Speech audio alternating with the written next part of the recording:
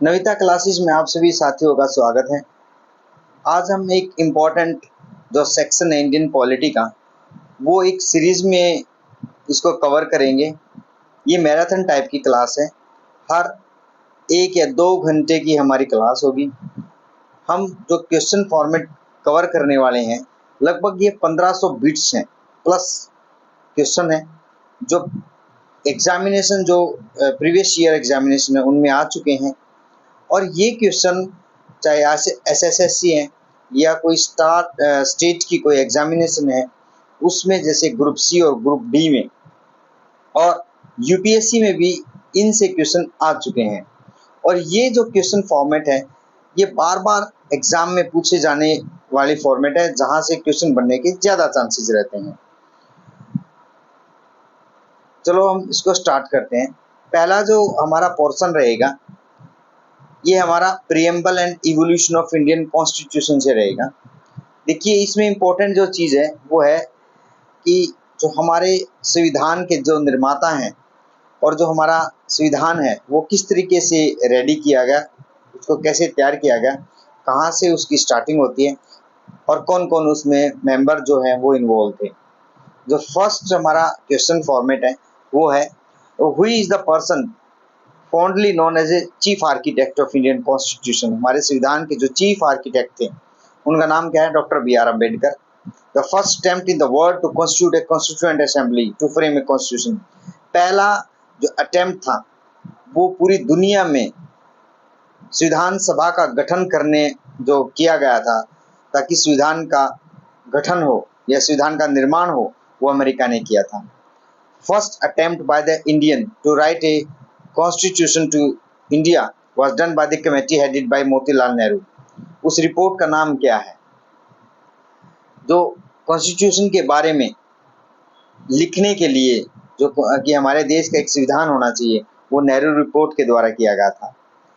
इसमें नेक्स्ट उसमें the idea of the constitution of India, Bharat का जो संविधान था, was flashed by the first time. जो भारत का एक संविधान होना चाहिए, इसका पहला आइडिया जो था वो किसने दिया था? एम एन रॉय ने दिया था। एम एन रॉय ही एक ऐसी पर्सनालिटी थे जिन्होंने 1920 के दशक में ही संविधान के बारे में डिस्कशन किया था कि भारत का एक संविधान होना चाहिए।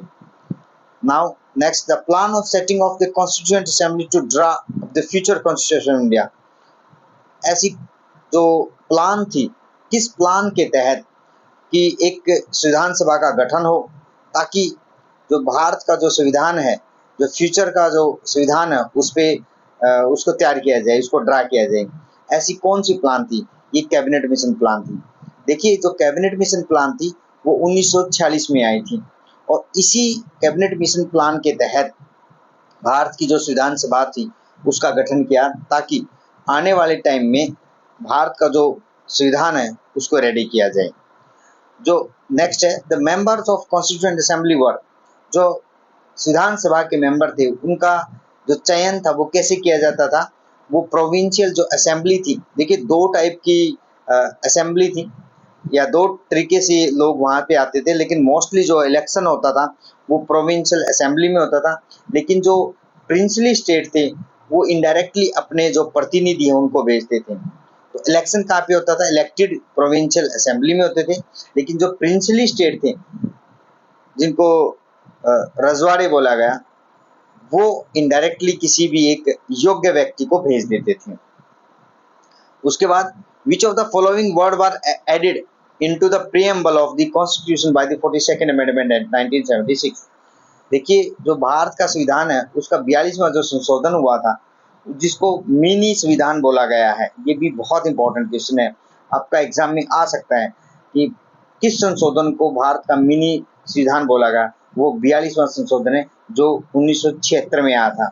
उसमें 3 वर्ड ऐड किए गए थे, socialist, secular and integrity. 3 word, SSI बोलता हूँ मैं इसको। सोशलिस्ट, जिसको सामाजिकता बोलते हैं, सामाजिक उसमें। सेकुलर, आपका धर्मनिरपेक्ष है। इंटीग्रिटी, ये 3 वर्ड ऐड किए गए थे। ये इंपॉर्टेंट है, 42वें संविधान के संशोधन के द्वारा इनको एडिशन किया गया था। इसमें हमारे जो संविधान है या हमारा जो प्रीएम्बल है। उसके बाद from which constitution was a concept of 5 year plan borrowed into our constitution. 5 year की जो प्लान थी ना, जिसको प्लानिंग कमीशन नाम दिया गया था, वो हमने कहाँ से ली, कहाँ से हमने बोरो की, कहाँ से हमने उधार लिया उसको, वो था यूएसएसआर। उसके बाद 9 the procedure of amendment to the constitution is borrowed. जो संविधान का संशोधन करने का जो प्रोसीजर है, तरीका है, वो हमने कहाँ से लिया, साउथ अमेरिका से लिया। देखिए ये जो क्वेश्चन है ना, ये बहुत हिट पॉइंट क्वेश्चन है। आप किसी भी एग्जामिनेशन में जाएंगे तो डेफिनेटली आपको ये क्वेश्चन मिलने के चांसेस हैं। ग्रुप डी और ग्रुप सी में तो ज़्यादातर, क्योंकि पॉलिटी का जो सेक्शन होता है उसमें 15 से 20 क्वेश्चन रखे जाते हैं, ताकि जो बच्चा है उसको भारत और भारत के संविधान या पॉलिटी या गवर्नमेंट उससे रिलेटेड इंफॉर्मेशन हो। Which country is the best example of federal and unitary government. ऐसी कौन सा देश है जहाँ पे फेडरल और यूनिटरी गवर्नमेंट का एग्जाम्पल है, वो है अमेरिका। ठीक है, जहाँ पे फेडरल है और यूनिटरी गवर्नमेंट है, मतलब एक ही गवर्नमेंट है जो सब कुछ होल्ड करती है। Which of the following is not a democratic institute of Rigvedic era. Rigvedic era में डेमोक्रेटिक इंस्टीट्यूशन नहीं था। ये कौन, ग्राम, जो ग्राम थे वो किसी भी ढांचे में नहीं आते थे। जो शासन को चलाने वाला ढांचा होता था उसमें ग्राम कहीं भी नहीं आता था, उसका मतलब कोई भी लेवल नहीं था, या not a democratic institution. Democratic institution वो होता है जहाँ पे डिस्कशन, डिबेट और डेलिब्रेशन हो। तो ग्राम जो था उसमें इस तरीके की कोई भी डेलिब्रेट, डिस्कशन या डिबेट नहीं होती थी, इसलिए वो इंस्टीट्यूशन नहीं था। ड्यूरिंग द मेडावल इरा, जो मेडावल इरा था, मेडावल इंडिया था, which king first establish the local self government. बहुत अच्छा क्वेश्चन है ये। लोकल सेल्फ गवर्नमेंट जो थी किस मेडावल इंडिया में किस किंग के द्वारा या किस किंगडम में थी, चोला में थी, चोला एम्पायर में।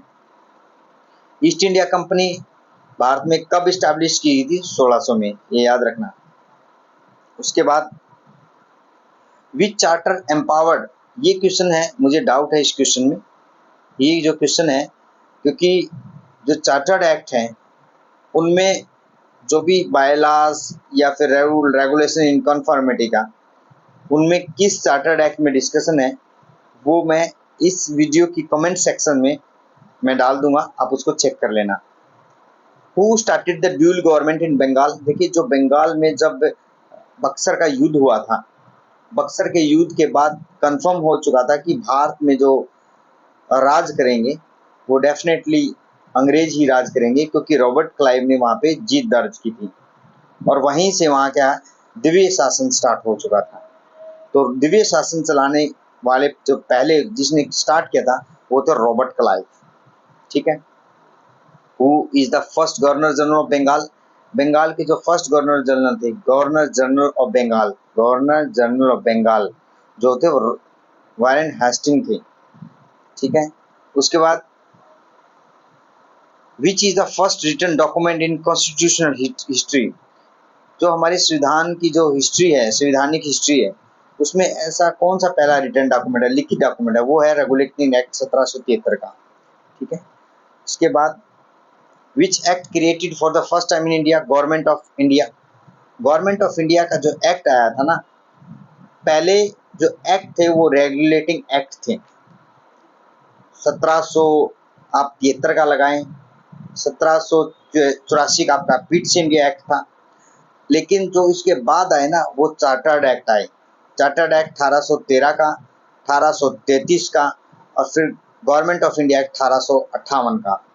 तो इन्होंने ये पूछा है जो गवर्नमेंट ऑफ इंडिया का जो एक्ट था फर्स्ट टाइम पे, वो चार्टर्ड एक्ट की फॉर्म में 1833 में बना था। Which act created for the first time the supreme court. पहली बार ऐसा कौन सा एक्ट था जो सुप्रीम कोर्ट को लेके आया था, जिसके द्वारा सुप्रीम कोर्ट का मतलब सुप्रीम कोर्ट की एक गठन किया गया था, वो था रेगुलेटिंग एक्ट ऑफ 1773। ठीक है। फर्स्ट लॉ कमीशन जो था इंडिया में अपॉइंट किया गया था कोडिफिकेशन ऑफ लॉ, ताकि लॉ का कोडिफिकेशन हो। किन के अंडर किया गया था? लॉर्ड मैकुले के अंडर किया गया था। बहुत इंपॉर्टेंट है। लॉर्ड मैकुले को ना आपका लॉ का जो कोडिफिकेशन किया गया था, एजुकेशन से रिलेटेड भी लॉर्ड मैकुले को याद किया जाता है, और कोडिफिकेशन ऑफ लॉ, जो लॉ को कोड करने का जो है वो भी आप लॉर्ड मैकुले को माना जाता है, जनक माना जाता है। चाहे आपका आईपीसीज हो, इंडियन पेनल कोड जिसको बोला जाता है, ठीक है, चाहे आपका सीआरपीसीज हो, ये सारे के सारे लॉर्ड मैकुले के द्वारा कोडिफिकेशन किए गए थे। Which act made the beginning of parliamentary system? जो पार्लियामेंट्री सिस्टम है उस किस एक्ट में स्टार्ट किया गया था? Chartered act of 1853।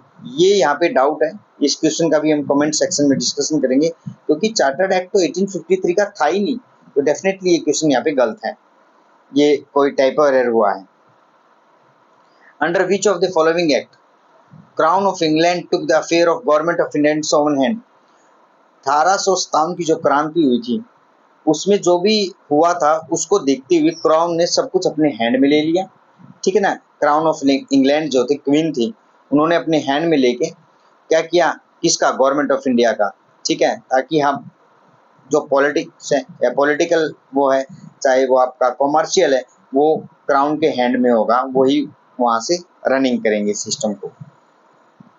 उसके बाद governor general of India was also the representative of British crown to princely state in India and hence known as a vice of India. जो गवर्नर जनरल ऑफ इंडिया थे ना, इस यहाँ पे क्या है, आप इससे कंफ्यूज ना हो इतनी लंबी लाइन से। गवर्नर जनरल ऑफ इंडिया को वाइस ऑफ इंडिया भी बोला जाता था। वो रिप्रेजेंटेटिव थे किसके? ब्रिटिश क्राउन के, ठीक है ना। किसमें? प्रिंसली स्टेट में, ठीक है। मैंने दो चीजें बताई, प्रोविंशियल जो वो थी और एक प्रिंसली स्टेट थी। Which act for the first time gave the person to enter into sphere of legislature? तो कानून बनाने की जो प्रक्रिया थी उसमें पहली बार भारतीयों को किस एक्ट के तहत लिया गया था?